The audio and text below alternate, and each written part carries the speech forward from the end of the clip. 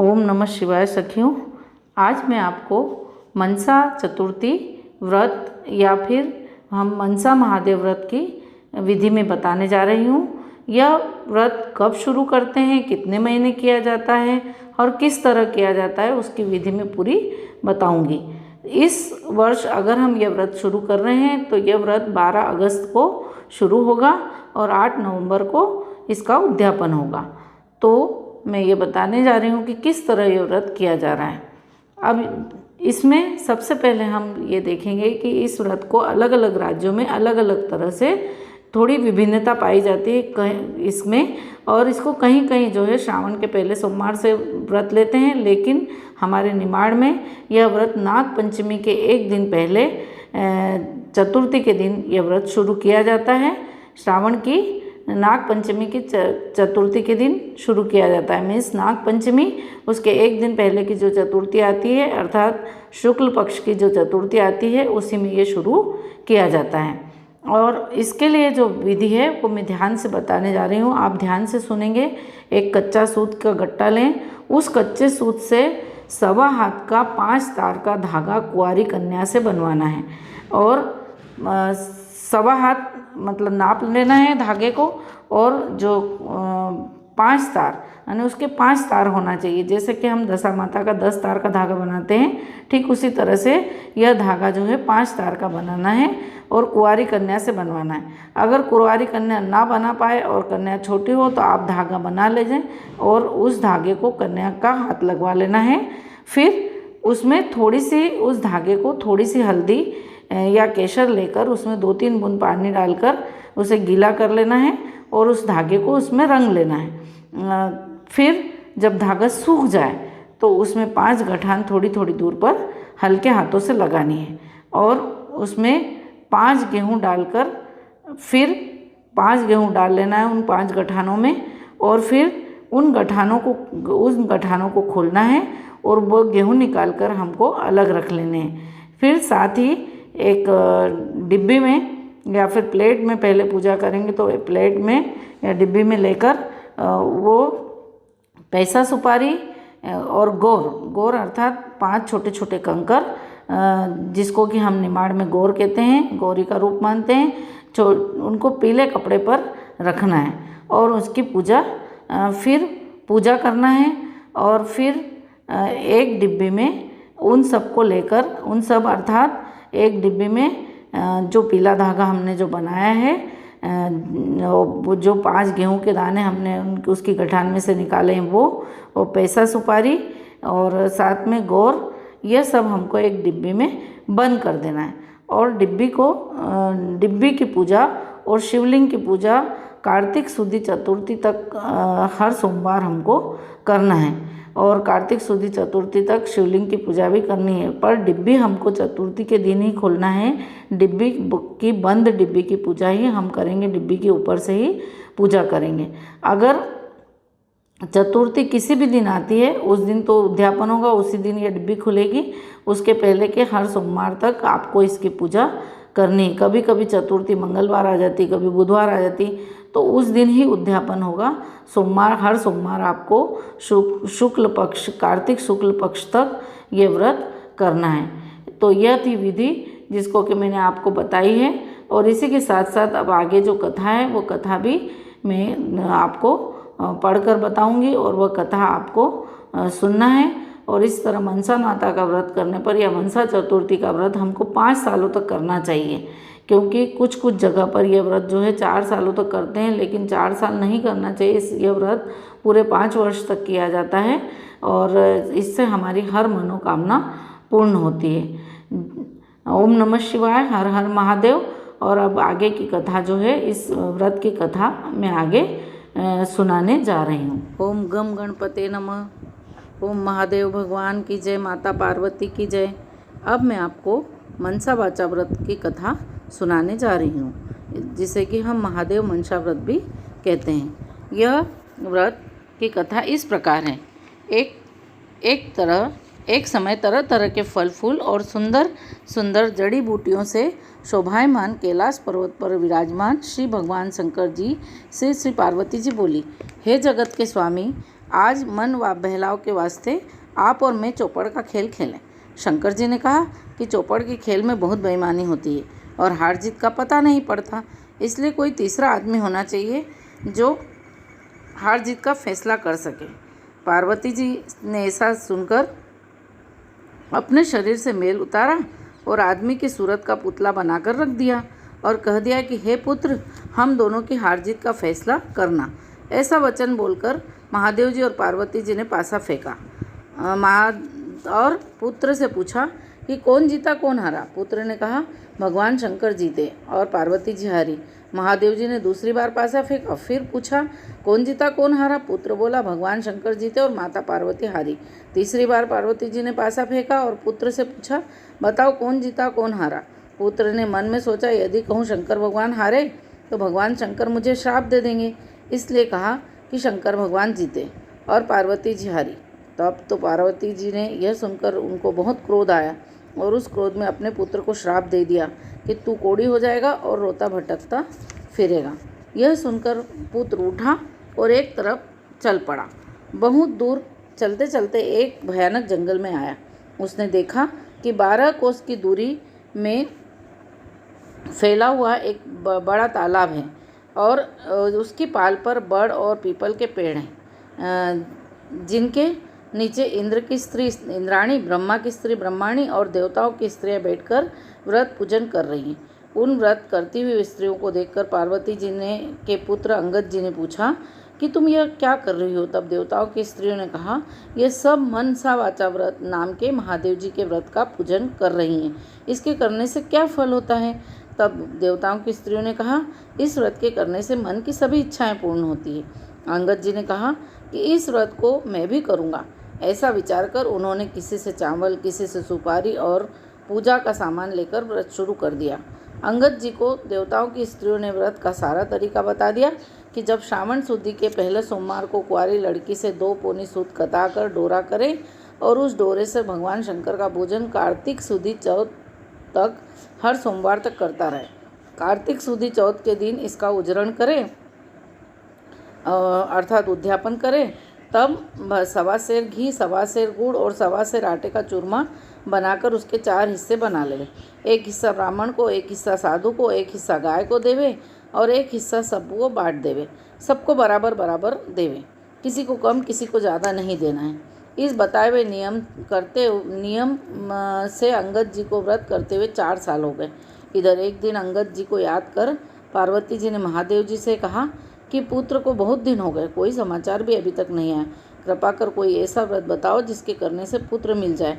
तब महादेव जी ने बताया कि श्रावण शुद्धि के पहले सोमवार को कुंवारी लड़की से 2 पूनी सूत कतावे और उसका डोरा बनाकर गेरू रंग में रंगकर उससे हर सोमवार को महादेव जी की पूजा करें। फिर कार्तिक शुद्धि चौथ को इसका उजरण करें, उसमें 1.25 सेर घी, 1.25 सेर गुड़ और 1.25 सेर आटे का चूरमा लेकर बनावे और 1.25 सेर आटा लेकर चूरमा बनावे। उनमें से एक भाग राजा हो या गरीब सबको बराबर बांट देवे। इस तरह बताए हुए ढंग से पार्वती जी को व्रत करते हुए 4 वर्ष हो गए। इधर एक दिन पुत्र के मन में आया कि माता पिता के पास मिलने के लिए जाना चाहिए। व्रत करने से अंगद जी की देह इंसान जैसी सुंदर हो गई। अंगद जी माता पार्वती के पास जाकर खड़े हो गए। पुत्र को आया देखकर पार्वती जी हंसने लगी। अंगद जी यह देखकर पीछे हट गए। पार्वती जी ने पूछा तुम पीछे क्यों हट गए। तब पुत्र ने कहा कि मेरे बिना बुलाए आने पर आप हंसी, इसलिए मैं पीछे हट गया। इस पर पार्वती जी ने कहा मैं तुम्हारे आने पर नहीं हंसी, मैं तो व्रत के प्रभाव पर हंसी हूँ, क्योंकि तुमसे मिलने के लिए मैंने मनसा वाचा व्रत किया था। तब अंगद जी ने कहा मैंने भी यह व्रत किया है। पार्वती जी बोली कि इस व्रत के करने से ही तुम्हारा श्राप मिट गया और मैंने इस व्रत को किया तो तुम मुझे मिल गए। तुम क्या चाहते हो सो कहो। पुत्र बोला मैं उज्जैन नगरी में राज्य करना चाहता हूँ। यह कहकर वह उज्जैन की तरफ चल पड़ा। उज्जैन पहुंचकर वह राजा रानी से मिला। राजा रानी बूढ़े हो गए थे, उनके कोई पुत्र नहीं था, केवल एक कन्या थी। राजा रानी ने सोचा कि हम बूढ़े हो गए हैं, इसलिए अपनी कन्या का विवाह किसी अच्छे वर के साथ करके सारा राजपाट उसे संभला देवें। ऐसा विचार करके उन्होंने एक स्वयंवर रचा, जिसमें देश के बड़े बड़े राजकुमार बुलाए गए। स्वयंवर में एक हथिनी को सजाकर राजा ने हथिनी के हाथ जोड़कर कहा कि हे हथिनी देवी, इन सब में जो राज करने का अधिकारी हो और कन्या के लिए श्रेष्ठ वर हो उसी के गले में ये माला डाल देना। यह कहकर हथिनी की सूंड में वह माला पकड़ा दी। हथिनी ने चारों तरफ देखभाल करके पार्वती जी के पुत्र अंगद जी के गले में माला डाल दी। तब सब ने कहा कि हथिनी चूक गई है। फिर हथिनी का श्रृंगार किया और हाथ जोड़कर कहा, जो इस राज्य को भोगने का अधिकारी हो और राजकुमारी के लिए अच्छा वर हो उसी के गले में यह माला डाल देना। यह कहकर माला हथिनी की सूंड में पकड़ा दी। अंगद जी को पहले ही वहाँ से निकाल दिया। तब हथिनी ने घूम फिर कर बाहर निकलकर फिर अंगद जी के गले में माला डाल दी। तब फिर सब लोगों ने कहा कि हथिनी ने हट कर लिए, इसलिए फिर उसी के गले में माला डाल दी। ऐसा विचार कर फिर हथिनी को सजाया गया और माला देकर निवेदन किया कि हे गजराज, तू देवता स्वरूप है, सो जो इस राज का मालिक बनकर राज्य भोगने वाला हो और राजकुमारी के लिए श्रेष्ठ वर हो उसी के गले में ये माला डाल देना। अंगद जी को पहले ही मार पीट कर बाहर निकाल दिया गया था। हथिनी ने घूम फिर कर फिर बाहर निकल आई और उनके गले में माला डाल दी। तब राजा ने नगर के सेठ को बुलाकर हुक्म दिया कि इन अंगद जी को आप अपने घर ले जाकर बारात बनाकर लाओ। सेठ अंगद जी को घर ले गया और वहाँ से बारात बनाकर राजा के घर यहाँ ले आया। राजा ने पंडित को बुलाकर मंडप की रचना करवाई और अपनी कन्या के साथ अंगद जी का विवाह कर दिया। सारा राजपाट उनको सौंप दिया अपने खर्च के लिए। केवल 4 गांव रख लिए। राजकुमारी ने पूछा कि आपका नाम क्या है, जाति क्या है और आपके माता पिता कौन है? तब उन्होंने कहा, मेरा नाम अंगद है और महादेव जी और पार्वती जी मेरे माता पिता हैं। राजकुमारी ने कहा कि श्री महादेव जी पार्वती जी तो देवलोक के देवता हैं, इसलिए इस मृत्युलोक में तुम्हारे माता पिता कैसे हो सकते हैं? तब अंगद जी ने कहा कि एक समय सुंदर फूल और वनस्पतियों से सुशोभित कैलाश पर्वत पर महादेव जी विराजमान थे। पार्वती जी और महादेव जी दोनों चौपड़ खेलने लगे और महादेव जी ने कहा कि हार जीत का फैसला करने के लिए तीसरा कोई होना चाहिए। तब पार्वती जी ने अपने शरीर का मैल उतारकर पुत्र की सूरत बनाकर पुतला बना दिया और महादेव जी ने उसमें जान डाल दी। तब मुझसे कहा कि हमारी चौपड़ में हार जीत का फैसला करो कि गवाही देना। तब महादेव जी ने पासा फेंका और मुझसे पूछा, कौन जीता? मैंने कहा, महादेव जी जीते।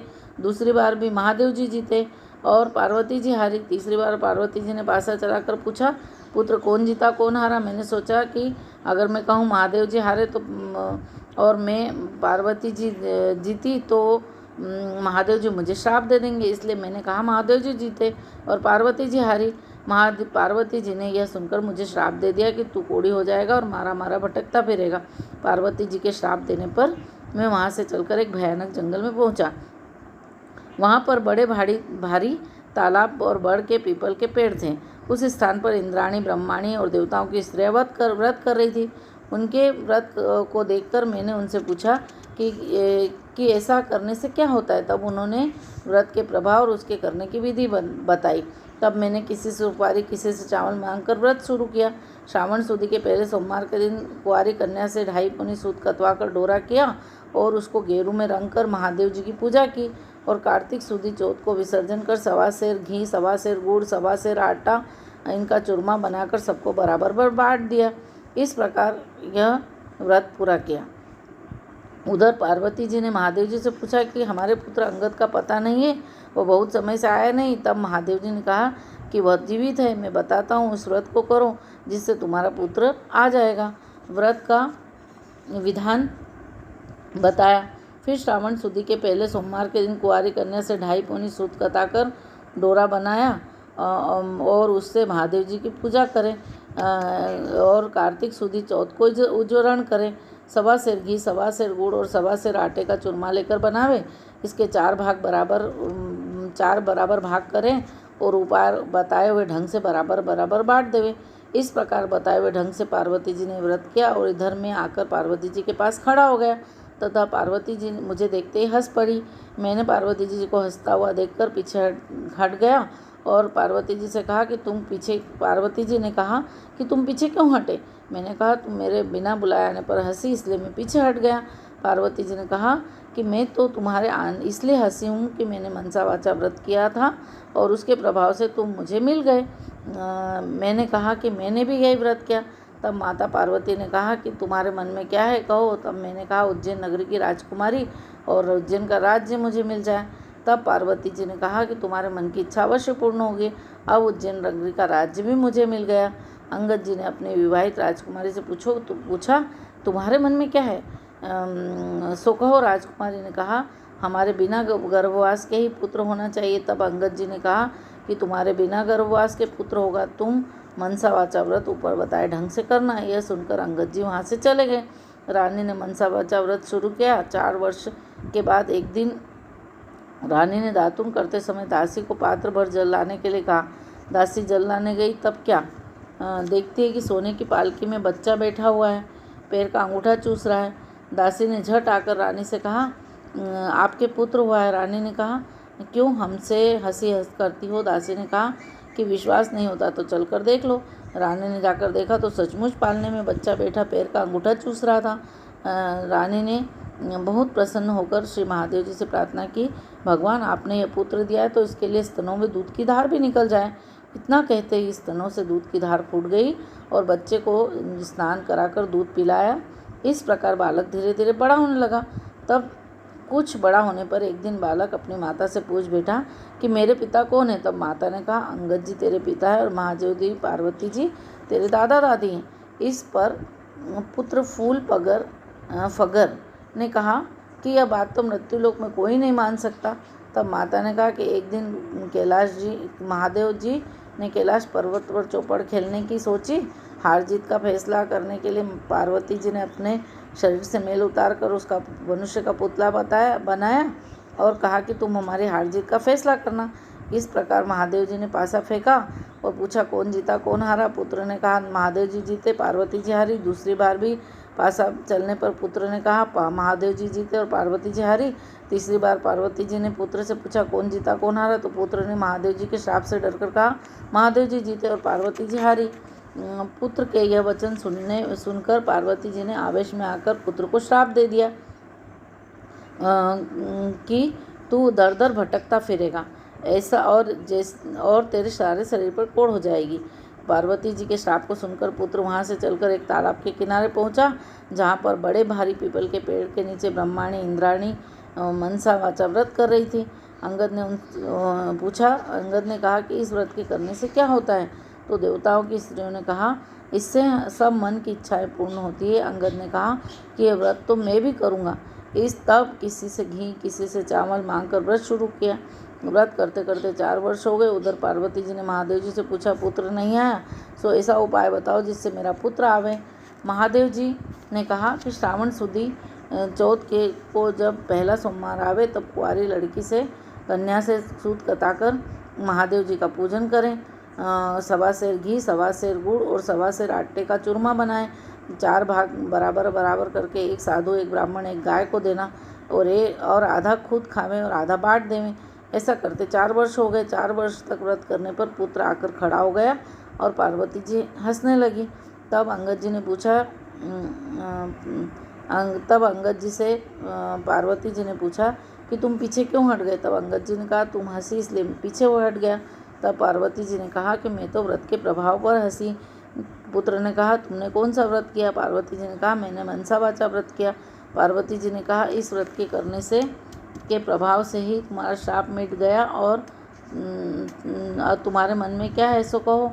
सो पुत्र ने कहा मुझे उज्जैन का राज्य मिल जाए। तब माता बोली तुम्हें उज्जैन का राज्य मिल जाए, तेरे पिता के बताने से मैंने इस मनसा वाचा व्रत को किया तो तुम मुझे बिना गर्भवास के ही पुत्र उत्पन्न हुए। इस तरह अंगद जी तुम्हारे पिता और महादेव जी तुम्हारे दादा और माता ने कहा तुम्हारे दादा हैं। माता ने कहा पुत्र तुम्हारी क्या इच्छा है सो कहो।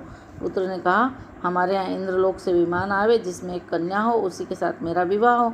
माता ने कहा जा तेरी इच्छा पूर्ण होगी। तब पुत्र ने भी व्रत करना शुरू किया और 4 वर्ष व्रत करने पर एक दिन सुबह पुत्र ने देखा कि आकाश से एक विमान उतर रहा है।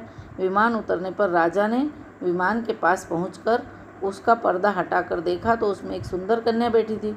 तब राजा ने ब्राह्मणों को बुलाकर साज बाज और ठाट बाट के साथ उस कन्या से विवाह कर लिया।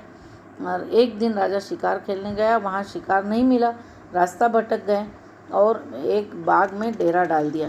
राजा भूख प्यास से व्याकुल हो रहा था। इतने में एक ब्राह्मण आया, उसने अपना पोथी पतड़ा देखकर कहा आज कार्तिक सुदी चौथ का उजरण है। तब राजा ने कहा ब्राह्मण देवता मुझसे भूल हुई, जो चौथ का पूजन करावे। पूजन कराकर राजा ने नगर में खबर भेजी कि राजमहल से 1.25 सेर घी, 1.25 सेर गुड़ और 1.25 सेर आटे का चूरमा बनाकर भेजा जावे।